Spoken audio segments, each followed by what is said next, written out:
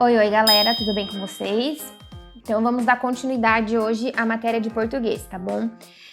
Então nós iniciamos ontem falar sobre histórias em quadrinhos e hoje nós vamos concluir a história em quadrinhos e vamos entrar em um novo assunto, tá bom? Porque faltou bem pouca coisa sobre as histórias em quadrinhos, tá? Então vamos lá. Vamos falar agora, ontem nós falamos sobre a onomatopeia e sobre a formação, como o que tem dentro da história em quadrinho, como ela é composta, tá? Então agora nós vamos ali para os recursos visuais.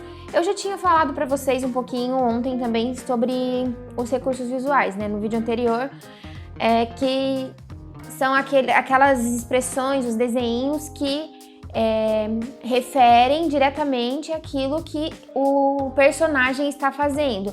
Por exemplo, quando ele está correndo, tem a fumacinha lá no pé. Quando ele está pensando, ele tem o balãozinho. Quando ele cai, faz um desenho que dá a entender que ele caiu, fez um barulho. Então, além da onomatopeia, que é a representação do som, também tem os recursos visuais, que são os desenhos que fazem com que o movimento do personagem seja compreendido apenas com os nossos olhos, sem ouvir algum som, tá? Como, por exemplo, dele mastigando, que tem os risquinhos assim do ladinho na boquinha, que dá a entender que ele tá mastigando, é um movimento. Então, o recurso visual é a representação de um movimento, tá bom? Vamos continuando. Então, aí, nós vamos ler mais uma história em quadrinhos, aqui tem na apostila de vocês, e nós vamos construir uma história em quadrinhos, tá bom? Vocês vão responder as perguntas e vai ter ali. Mas antes de vocês construírem essa narração e essa história em quadrinhos, eu vvou explicar um pouquinho para vocês o que é a narração, tá? Porque toda a história, desde um livro, um filme, uma história em quadrinhos, tudo tem uma narração. O que é a narração? A narração, ela é a sequência da história, tá? Então, qual que é? Ela é composta, né? Um texto narrativo, ele é composto por 4 situações, que é a situação inicial, o conflito, o clímax e o desfecho. São 4, né? Então, o que cada um é? A situação inicial, que é onde começa o texto, é onde é apresentado normalmente os personagens. Em algumas histórias, já nessa situação inicial, é apresentado também o local, a data, onde está acontecendo aquela história. Em seguida, depois que nós começamos, já conhecemos todo esse primeiro momento, nós vamos entrar dentro de um conflito. O que é um conflito, prof? Ontem eu falei um pouquinho sobre isso. O conflito não é uma briga. O conflito, ele é o tema central. Pode ser um casamento, pode ser uma festa de aniversário, pode ser uma briga, pode ser... deixa eu ver... Um desenho que eu gosto e o amigo não, ou um desenho que todo mundo gosta e todo mundo começou a falar o ponto que cada um gosta. Enfim, o conflito, ele é o tema central da história, tá? Em seguida, vai ter o clímax. O que é o clímax? O clímax é o ponto mais alto da história. É quando, assim, começa a pegar fogo, sabe a história? Vamos colocar assim. É quando a história vai tomando, assim, um caminho onde, se ela não se resolver, vai ficar tudo pior. Tem que se resolver aquela situação naquele momento. É um momento de tensão dentro da história, tá bom? Por exemplo, lá no casamento é o momento do sim. Por exemplo, numa festa de 15 anos é o momento da valsa. Esses são os momentos de tensão, é o clímax dentro da história. E em seguida é o desfecho, tá? Para concluir a história, o desfecho é a conclusão da história. O que tem lá no desfecho? É a resolução do conflito. A noiva disse sim, eles viveram felizes para sempre.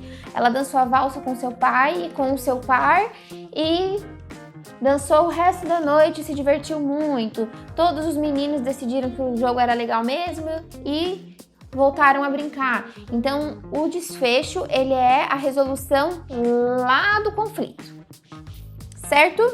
Então, vamos lá. Dando continuidade.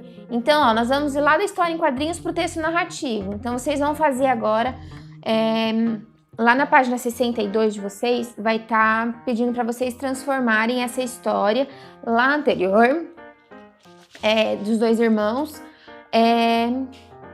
Vocês vão transformar essa história em outra sem imagem, tá? Então, vocês não vão construir... Desculpa, eu errei. Vocês não vão construir uma história em quadrinhos. Eu confundi os meus pensamentos. Vocês vão escrever em forma de narrativa a história anterior dos dois irmãos, tá bom? Então, vocês precisam prestar atenção nos detalhes da narrativa. O local onde os personagens estão, o tom de voz, porque vocês podem fazer as onomatopeias, podem fazer os desenhos lá, vocês viram, podem fazer, não, vocês viram que tem. Então, tudo aquilo dali quer dizer que estava gritando, quer dizer que estava falando baixo, sussurrando. Então, tudo isso tem que atentar, as expressões faciais. Tudo isso tem que prestar atenção para poder transcrever em forma de narrativa, e a gestual, os movimentos e a postura dos personagens, tá bom? E aí você vai escolher um narrador. O que é um narrador? Vocês já sabem isso, mas eu vou mais uma pinceladinha. O narrador, ele pode estar em primeira pessoa ou em terceira pessoa. Quem é a primeira pessoa? Eu. Então, vocês podem decidir se vocês vão ser um dos irmãos ou o pai contando essa história, tá? Eu sou o fulano de tal, tá? Eu. Primeira pessoa, eu. E a partir do momento que vocês escolhem ser um dos irmãos, vocês não podem mais mudar. Aí você tem que dizer o irmão, o pai, tá bom? E terceira pessoa. Quem é a terceira pessoa? É um narrador que está completamente fora da história. Ou seja, ele vai contar de um ponto de vista de quem não está participando. Ele vai contando a história de acordo com o que está lá, tudo direitinho. Ele não participa da história. Beleza? Então vamos continuar aqui. Terminamos histórias em quadrinhos, tá? Nós passamos as histórias em quadrinhos, passamos pela narrativa, vocês vão construir uma narrativa pequena e vamos mudar de assunto outra vez. Vamos lá para autobiografia. O que é uma autobiografia? A autobiografia, ela é um livro, né? Uma história que alguém escreve se baseando na sua própria história, tá? Porque auto significa próprio. Bio, vida, grafia, escrever. Então, uma autobiografia. Eu estou escrevendo sobre mim mesma. E quando eu escrevo uma autobiografia, eu não escrevo sobre a minha vida literalmente inteira. Não tem essa necessidade. Eu posso escolher um momento da minha infância, eu posso escolher um momento da minha juventude, eu posso escolher a minha faculdade. Então, a autobiografia, ela pode ser sobre a vida inteira da pessoa, ou ela pode escolher um trecho específico da sua vida para fazer essa transcrição da sua vivência, tá bom? Vamos lá, continuando. Então, é isso que eu acabei de explicar, que é um texto que alguém faz um relato de fatos vividos. Eu acho que tá fácil de entender, né? O que é uma autobiografia. Então, vamos continuando. Quando nós escrevemos alguma coisa, vamos lá na pontuação, vamos voltar. Nós já vimos o ponto, ponto e vírgula e... esqueci o ponto, ponto e vírgula e 2 pontos. A prof não... é muita coisa.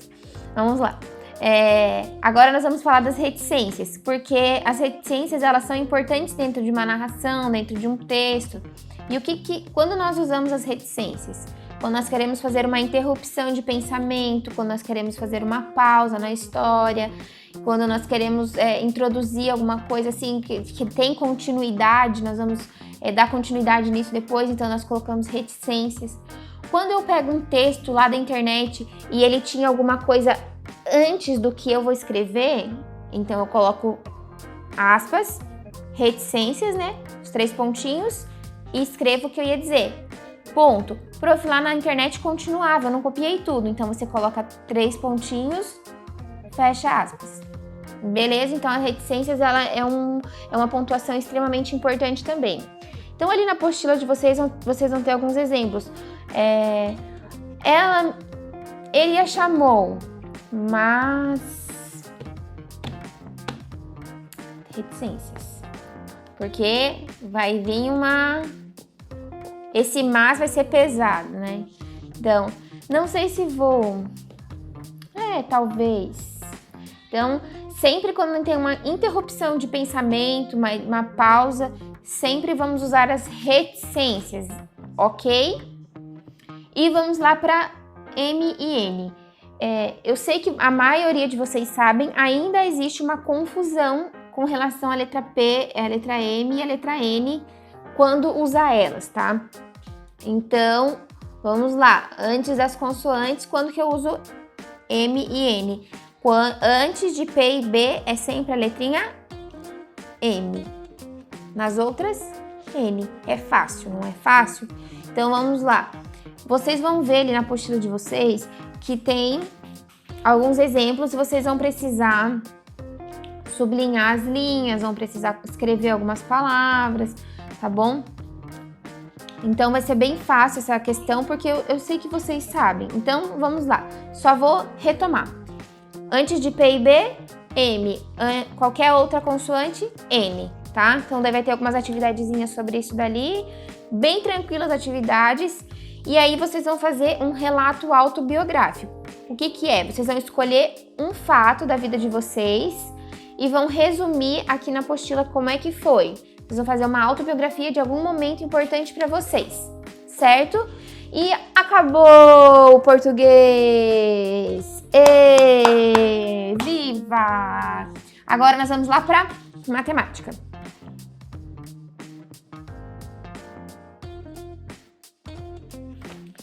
Vamos agora falar de matemática. Vamos falar de ângulos e plano cartesiano.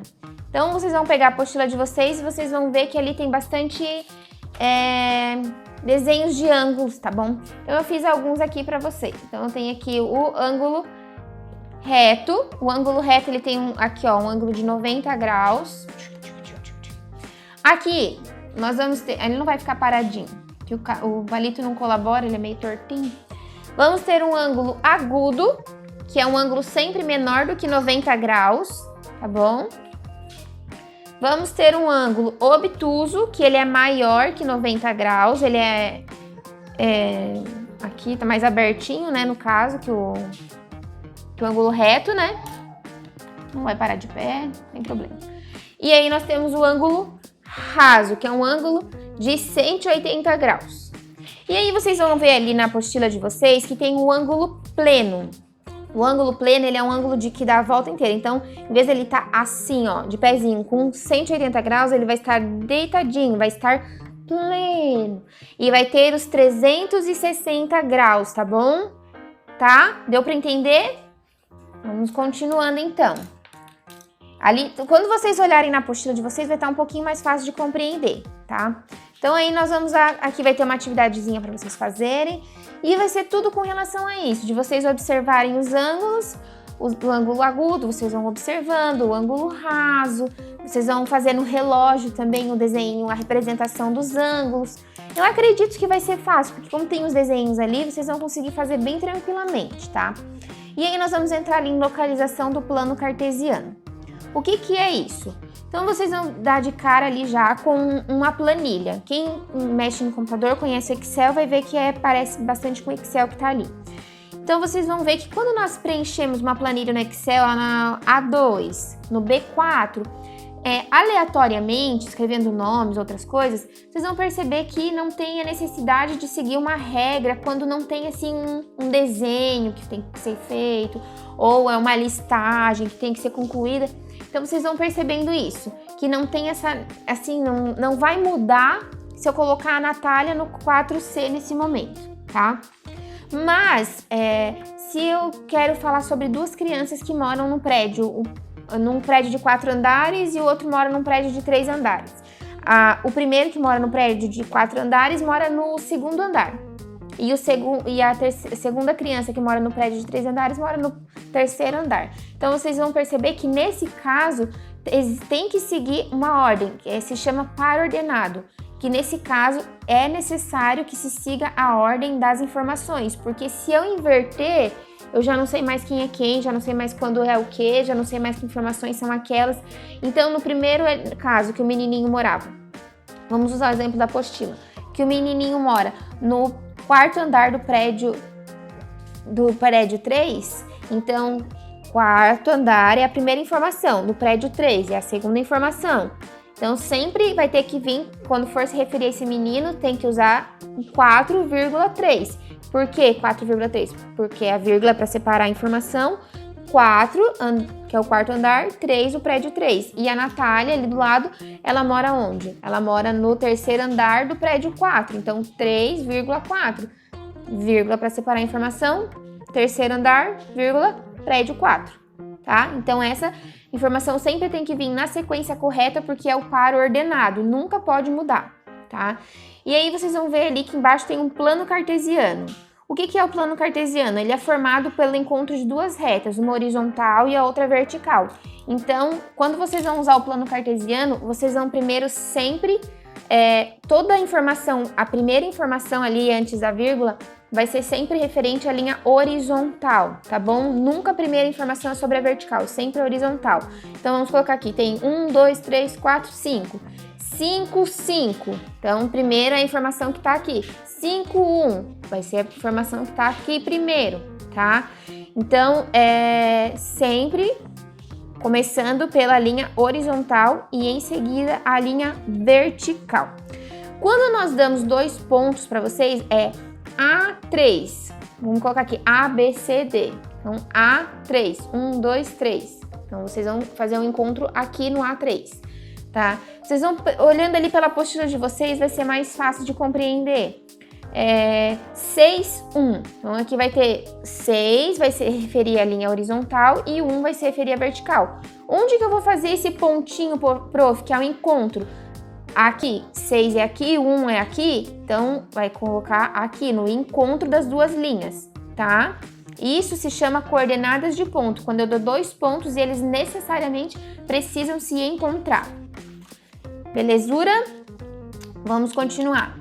Então, ali vocês vão fazer algumas atividades com relação à planilha, a essa ordenada de C3, B2, tá? Vai ser tudo bem fácil, bem tranquilo. Vocês são bem inteligentes, que eu sei. Então, vamos lá na sequência. Vai ter umas perguntinhas que vai falar assim: deu um giro de 1/4 de volta à direita. O que é um giro de 1/4 de volta à direita? Um giro de 1/4 é quando nós temos um ângulo reto. Ele está aqui. Eu dei ele levando em consideração aqui, ó, um círculo, minha xicrinha de café, tá vazia, ainda bem. Um círculo tem 360 graus, então o ângulo reto com 90 graus, ele é 1/4, tá? Porque 1/4, 360 dividido por 4, então 1/4.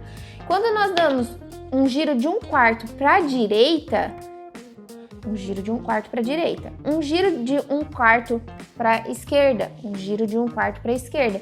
Então, sempre que ele te pedir um giro de 1/4, vai ser uma volta de um ângulo reto, ó, tá? Para a direita ou para a esquerda, daí vocês vão perceber lá na pergunta de vocês. Também vai ter uma perguntinha ali que vai falar sobre quadriláteros. O que é um quadrilátero? Pedi para vocês desenharem um quadrilátero no plano cartesiano, aqui na página 55. Um quadrilátero vai ser qualquer forma que vocês puderem fazer com 4 lados. Mas aí vocês têm que prestar atenção que vocês não podem inventar uma forma, tá? Vocês vão observar quais formas existem que tem 4 lados e vão fazer aqui no plano cartesiano de vocês, observando que tem que seguir as linhas, gente. Não pode fazer um desenho aleatório. Tem que seguir as linhas, tá bom? Vamos lá. E aí vocês vão pegar lá do material de apoio de vocês, a Joaninha, na página 56, e vão fazer o jogo que tem aqui na página, tá? Ali diz para vocês fazerem com um colega, mas vocês podem fazer com a família de vocês também, certinho?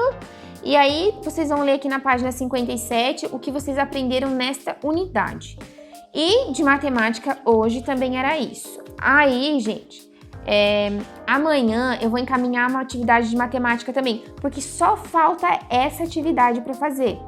Então eu vou mandar amanhã. E daí, qualquer coisa, vocês me mandem uma mensagem. Que daí na sexta-feira eu não mando mensagem, não mando atividade pro fim de semana. Para vocês terem tempo de fazer tudo, essa bomba de atividade que eu mandei para vocês, fazerem tudo com calma até segunda-feira. Que daí na segunda-feira eu já encaminho a atividade com relação à apostila nova. Certo, gente? Então, fiquem bem. Um beijinho, boas atividades para vocês. E se tiverem dúvidas, eu não me canso de falar. Não deixem de me ligar, gente. Não, se o pai e a mãe podem ajudar, ótimo. Mas, gente, eu tô aqui para ajudar vocês. Então, por favor, não deixem de me pedir ajuda. Todos vocês têm o meu celular. Tá bom? Fiquem bem. Tchau, tchau. E até o próximo vídeo.